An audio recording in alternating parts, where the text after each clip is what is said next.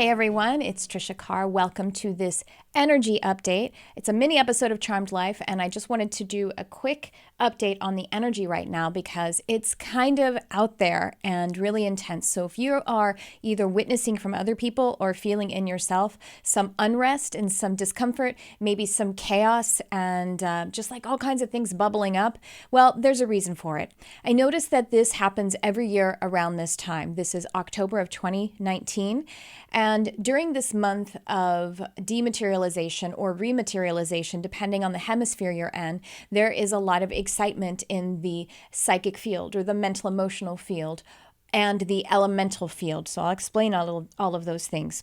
Like I said, in the northern hemisphere, we have the experience of dematerializing. That means that we are going from summer to fall, or depending on where you are today in Los Angeles, it was like 88 degrees. It was still really hot, but the quality of the air and the atmosphere is still very distinctly fall. It's very autumn, but we're kind of really just getting into it. In some other areas, even in the northern hemisphere, it might be super cold already, but it is still a fall or autumn kind of cold and really kind of the transitional kind of feeling about the ecosystem rather than the dead of winter or the dead of summer. So we're still in that in betwixt and between time.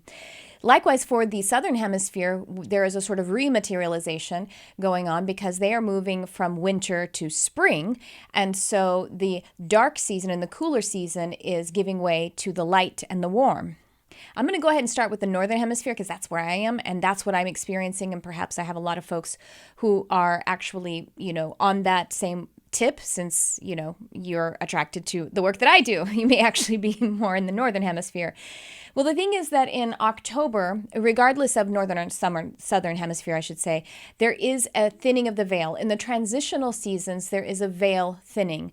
And now that sounds all Wiccan and old-fashioned, and that it's just one way to say that there is a changing of the guard, really, in the elemental sphere. So in the elemental sphere, there is a quickening of either dematerialization or rematerialization. So in that northern hemisphere, in this northern hemisphere, there is the experience of death. It's just the truth.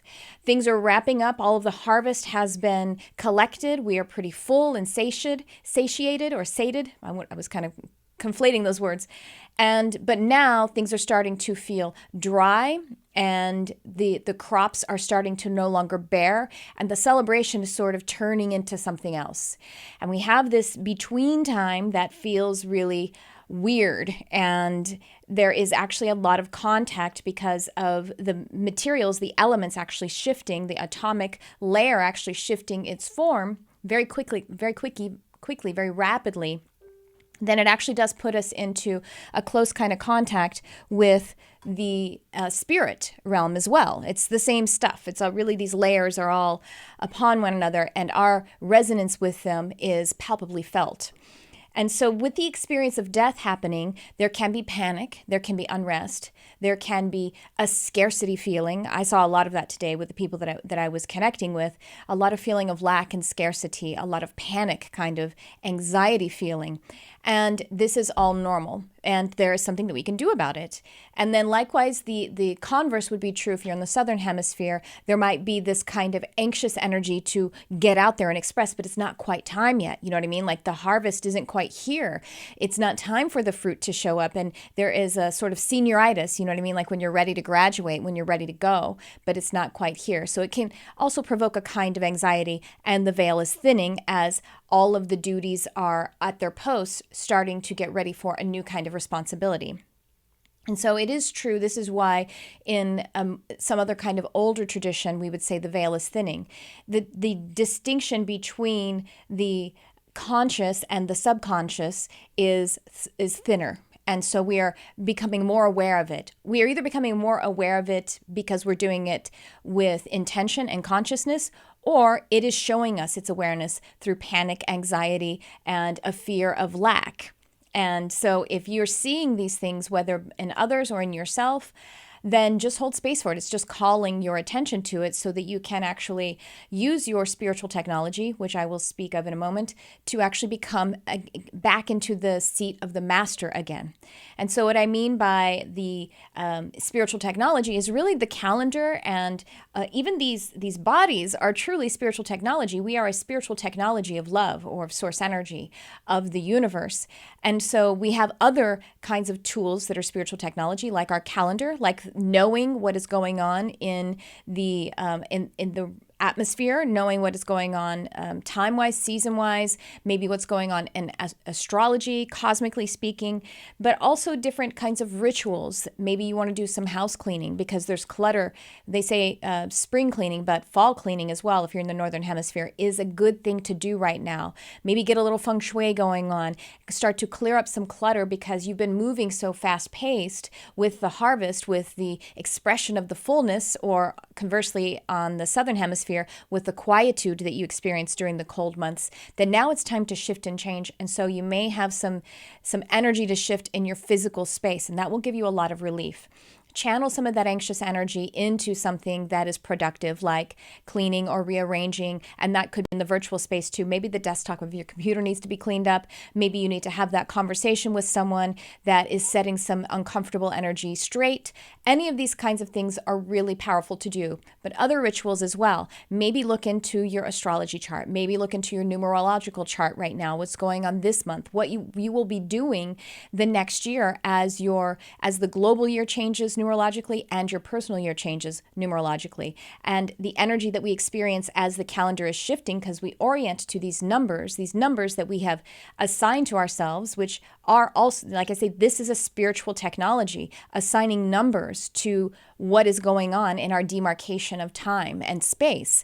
This is coming from the subconscious mind to the conscious mind, and we can take that back down again into the subconscious mind, so we're using our full mind and our full awareness rather than letting things sneak up on us. Numbers are something that subconscious or that spiritual mind understand really well.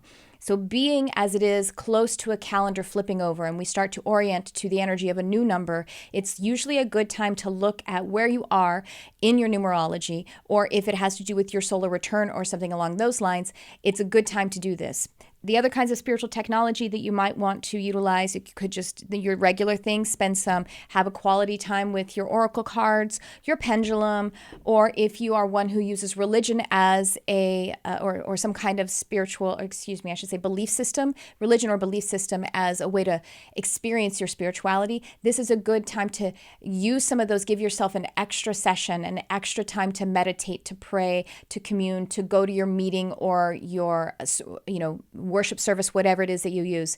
What is primary in all of this, in any spiritual technology, is to remember and always activate that you are sovereign in it, even with your tools. This is how religion went off for us. And religion isn't the only culprit. It's just kind of obvious to people who are into metaphysical thought, more obvious that religion maybe seem like an outdated spiritual technology. It isn't necessarily. It can be utilized really well still, but the issue comes in when we actually give our sovereignty over to the tools, to the spiritual technology.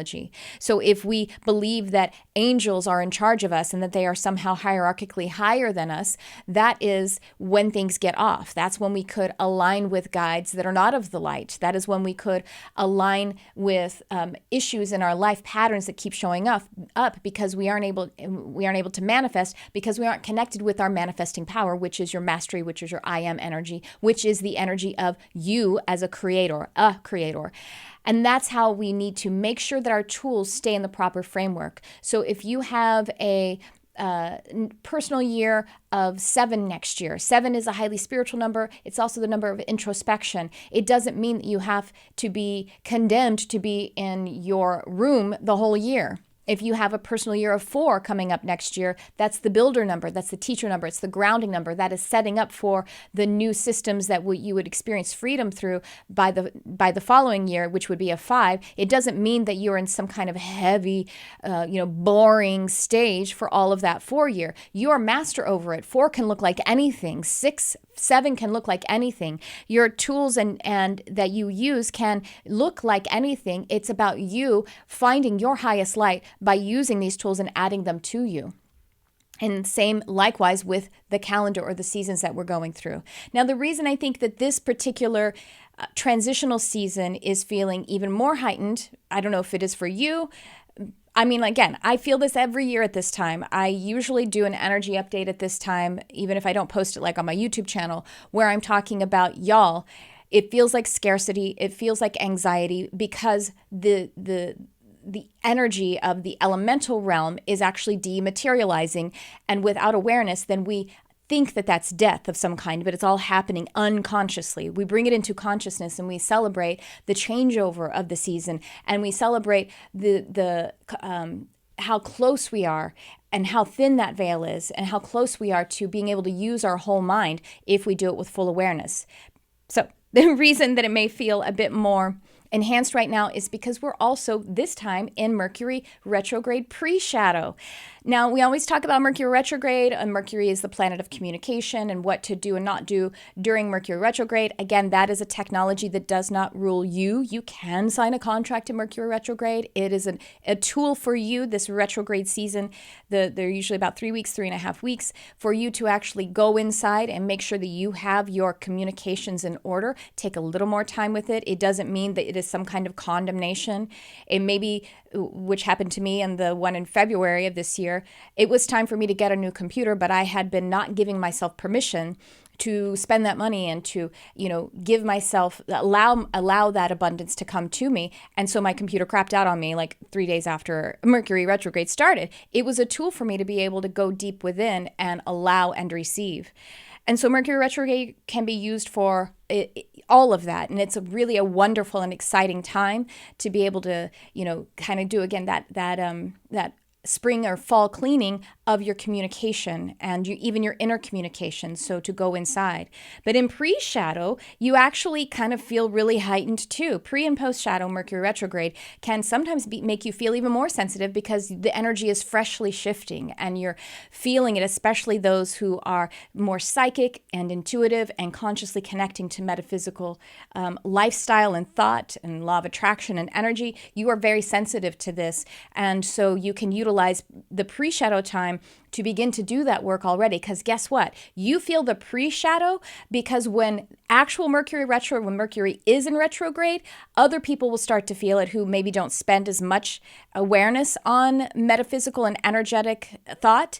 So you need to do the work before them so you can hold the space for them, because you are way showers, light bringers, you are pathfinders, and you're ones who are on the path of light ahead of people just a little bit more. And so that's why you feel it. All of this is here to support you. All of this is here as you are able to hold the light at an even higher alignment, to be able to see that in others and in yourself, and to allow us all to ascend. We don't actually ascend without one another, but you may be called to be the one who is a bit braver. And if you feel that anxiety, if you feel the questions about lack and scarcity showing up, that's just there because it wants to be released. We don't shove down the emotions and the feelings. We welcome them and we say, oh, hello, friend. You're here to tell me about the work that I am ready to do. And that work is holding space for those emotions and allowing it to release. So get to your spiritual ritualizing. I've got to go now because I have a coaching session, and I will see you guys real soon. Go ahead, comment, share, and ask questions on however you're receiving this. You can see it on my Facebook, you can see it on my YouTube, and you can also hear it on my podcast feed. And I will see you guys real soon. Thanks for tuning in. I love you, whoever you are. Watch Charmed Live with Tricia Carr live streamed every Sunday at noon Pacific on YouTube or on the broadcast window on our website. Links are in the description of this episode. Be sure to like, subscribe, and share.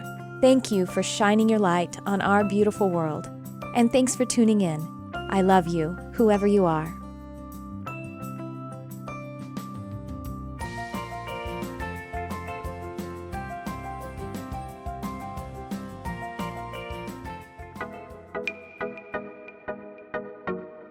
Hey guys, it's Tricia Carr. I have new exciting things going on with my Mystic Arts Academy. You can now subscribe to receive all of the live monthly content for about a third of the investment of a single class. Included are at least one downloadable guided meditation per month, 2 live events ranging from classes, channeled messages, group readings, intuitive development guidance, Q&A sessions, and tons of community. You'll also have access to a private Facebook community for fellowship and support, and this space is kept super sacred and high vibrational. Your subscription gives you access to the whole library of classes and live events, which are on a vast array of topics. All events are offered online by Zoom video call, and many are also offered live in person at my studio here in Los Angeles. Subscribing to the Mystic Arts Academy is also a way for you to support the Charmed Life podcast and engage on a deeper level. I'm offering the subscription at a super low rate of $22 a month. Joining now locks in this rate for as long as you're subscribed. Click on the description of this episode or go to my website, triciacarcharm.com, and click on Mystic Arts Academy. I look forward to connecting.